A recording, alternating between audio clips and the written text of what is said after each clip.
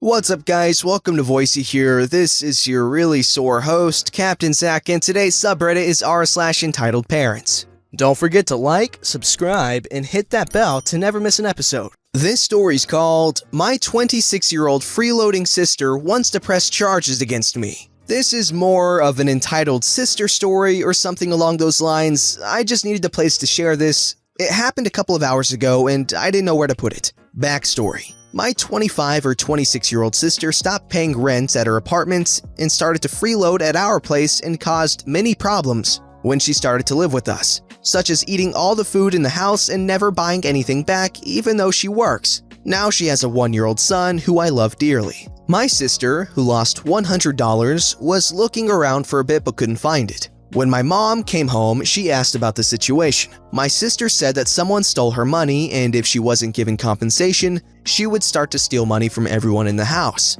My mom said she'll look for the money but couldn't find it. So, come today, my sister came near my bedroom to use a sink that's close to my bedroom. This is how the conversation went. Here's the cast. My sister, or crappy sister, was on the phone, but I couldn't hear them. I want my money or else I have to beat all the frickers in this house. I need compensation from these stink and nasty people around me. I walk out of my room. Can you shut up? You're getting on my nerves. I ain't afraid of you. I will beat you up, so just come on. I pull out my small knife that I keep for self-defense. Excuse? Yeah, you pull out a blade. I'm going to report you and say how you tried killing my son and how you try to kill me in my sleep. I walk off and tell my aunt and mom about this over the phone. I was told to leave the house and lock the gate for the house, but the back door was left unlocked. I left the house and went by the local KFC to clear my head since it was the closest eating place near me. My mother comes half-hour later and tells me to go by my neighbor to stay and that I had no right to defend myself after my sister said she'll beat me and how charges are being pressed against me for attempted murder. When I arrive, my neighbor explains to me that my sister said I tried to kill her and her child and how I've been trying to violate her since she moved into our house. My sister said I locked her in the house against her will, but when the police arrived, they found the back door was open and that's how she got out of the house by just walking out. I'm currently home and my mother contacted me to tell me that I'm being charged with imprisoning my sister in the house and for attempted murder and possibly violation. I was also told by my mother I had no right to try and defend myself when my sister said she would attack me. When I tried to explain that my sister was lying and these are false accusations, I was just told, this is your fault and you most likely are going to jail. Sorry if this story makes no sense, my head is in a mess. Also, I don't know if this is important, but I only just turned 18 on the 11th of November. I'm currently pretty scared because even though my sister has a police record of her doing similar things, and even a record of her beating our mother, my mother refuses to listen to my side of the story and all of this is being blamed on me. Sorry again if this is too long and if it doesn't make any sense. Let me tell you something, Sonny. I was your age once. If your sister is stupid enough to get locked in a house, then you have nothing to worry about. But dear God, her child definitely does.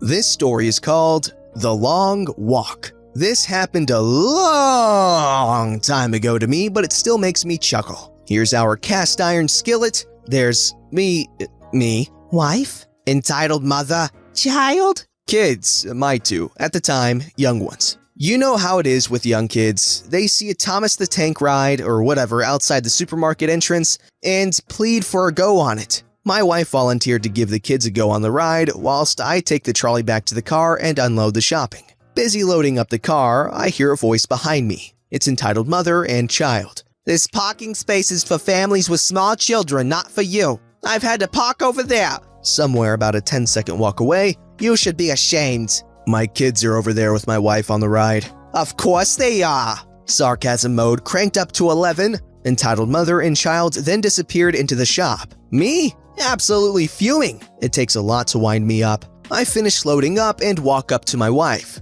The kids have had their ride and are happy. Can I borrow the kids, please? My wife looks at me and I give a brief explanation of the proceedings. One kid, each hand, we disappear into the shop hunting for entitled Mother. This could have lasted a long time, but it didn't. At the far end of the first aisle, I spotted her. The aisle was empty except for me, kids, entitled Mother, and Child. She saw me. She was frozen to the spot. I took my time walking up to her It was a long aisle and the kids only had short steps. The kids were at an age where they didn't question what I was doing, thankfully. I arrived and said nothing. I stood there, first looking at entitled mother and then each of my kids in turn. Then I looked back at her. I may have raised an eyebrow at this point. "I'm sorry, I was wrong." I said nothing, then turned around and walked back the way I came. As I moved away, I could hear entitled mother explaining to the quizzical child why she had to be such an arse. Small victory, I know, but it felt good.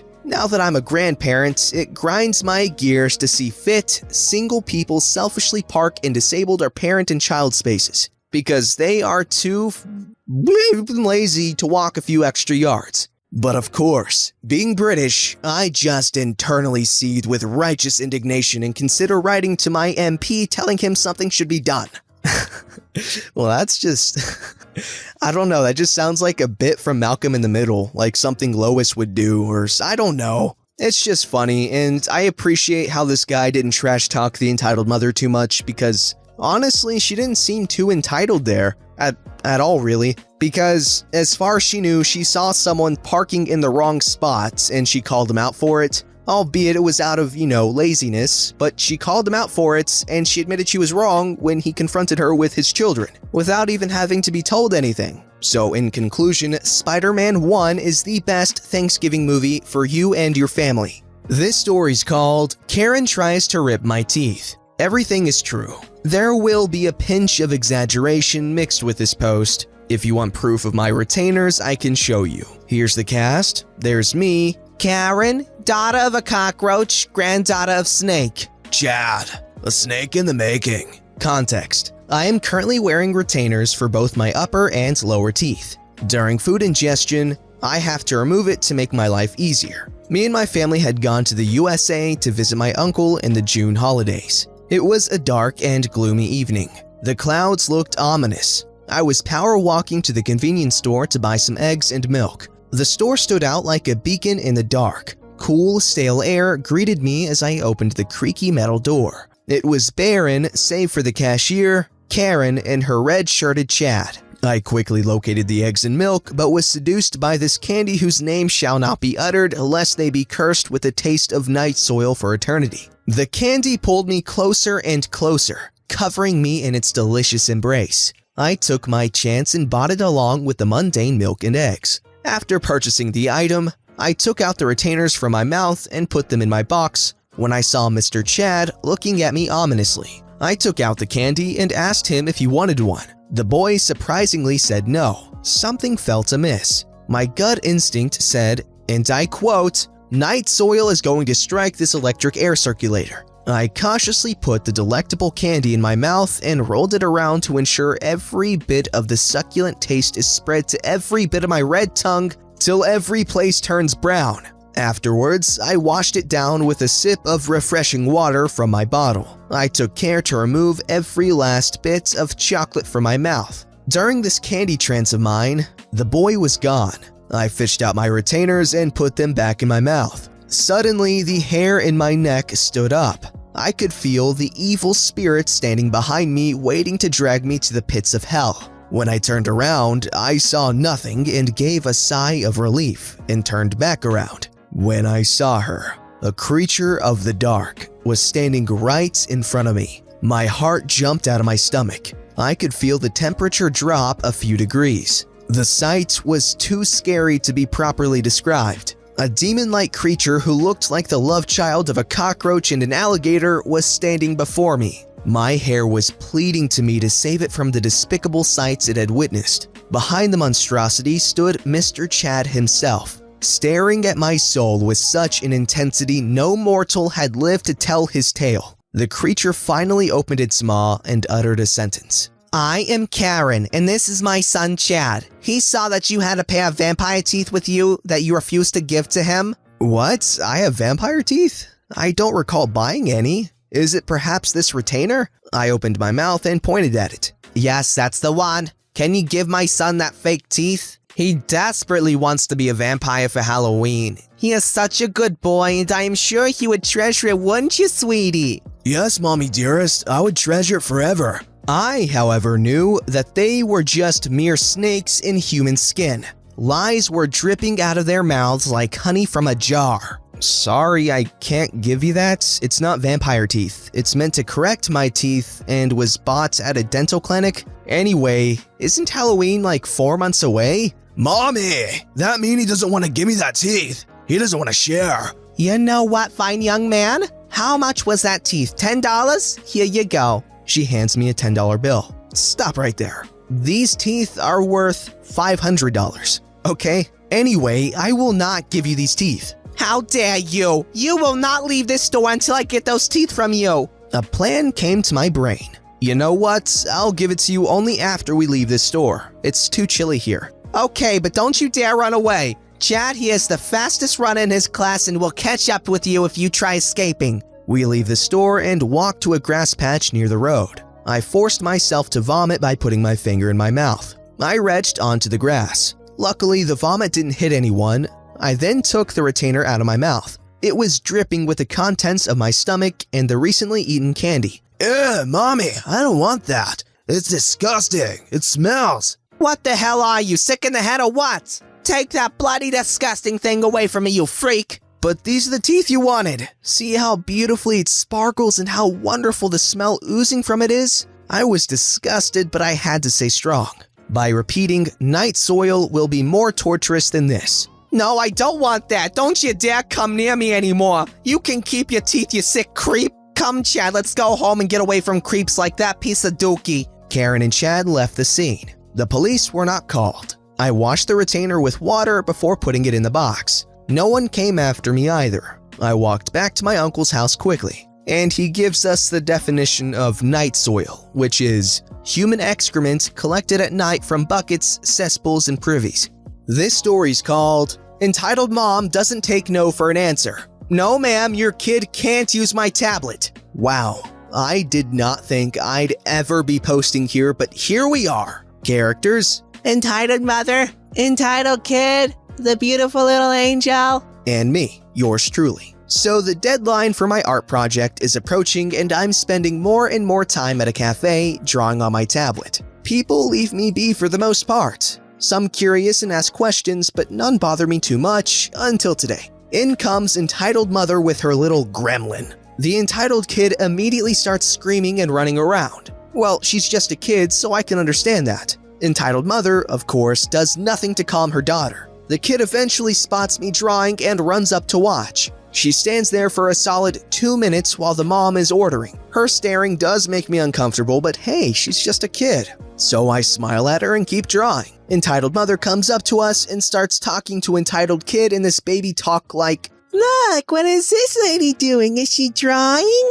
I'm still cool with it. Just a normal parent-kid conversation. It's then that Entitled Kid reaches for my tablet to touch it. I don't say anything, but look up at the mother like, "Get your kid away from my stuff, please." Entitled Mother keeps talking to the kid. "Oh, honey, you want to draw on the gadget? That's okay." And asks me if her daughter could draw on my tablet. Normally, I don't mind people messing around on it, but right now, I really don't have time, so I apologized and say, politely, that I have to work. The mother proceeds to argue about why I should let her kid draw and how it will only take a few minutes, while Entitled Kid just stands there glaring at us. I'm not good at saying no, but I decided to stand my ground on that one. Finally, giving up, Entitled Mother turns to the kid and says, "Let's go, this lady's greedy, we don't want to play with greedy people." The two leave and I just keep drawing, ignoring the stares of other customers. Okay, good on you for standing your ground, but honestly, I'm kind of really disappointed that I didn't get to use the little kid voice in the dialogue because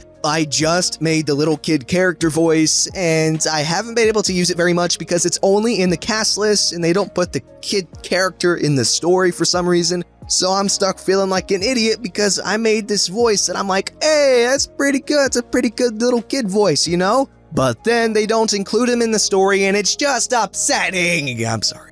This story's called Entitled Mother Criticizes and Puts Me Down for the Implications of a Meme Image She Looked At on My Desktop. Disclaimer: I love my mom ever so dearly, but she sometimes gets petty over very small things and causes much unnecessary fuss. This is one of these examples. So, my mom was using my computer to check the television guide for the night. Her computer is broken at the moment, and she insists that neither of us have or use mobile phones. She finishes with the TV guide and starts going through images on my desktop. Only harmless stuff I haven't sorted yet. I am in another room. The meme in question is linked here. The text is essentially, a wife is just a girlfriend with curse of binding, falling on and squashing normal life. She calls me out and asks, "What is this filth?" I explain that it is a meme, but she goes on about, "That is implying that you can have sex with a partner, which is a disgrace because sex is only ever for marriage." I say that I hadn't thought of the fact that it implied that I just found the meme funny at the time and saved it. She continues to go on about, "And the girl, she has her mouth taped. Do you know what that is suggesting? That the girl has no consent and girls in general should be silenced. This is as bad as violations. You having this on your computer is so disgraceful. Imagine if your friends or relatives saw this. This is so outrageously wrong and unethical. You should never have been looking at any websites that display any filth like that." Blah, blah, blah, blah, blah. So, long story short, I deleted the meme, but then recovered it, and I'm just a little bit peaked off at how entitled she can be. But hey, great story for you guys. Hey man, I'm sorry. I get the whole no privacy thing, but hey, eventually you'll be on your own. Then you can have whatever memes you want on your computer.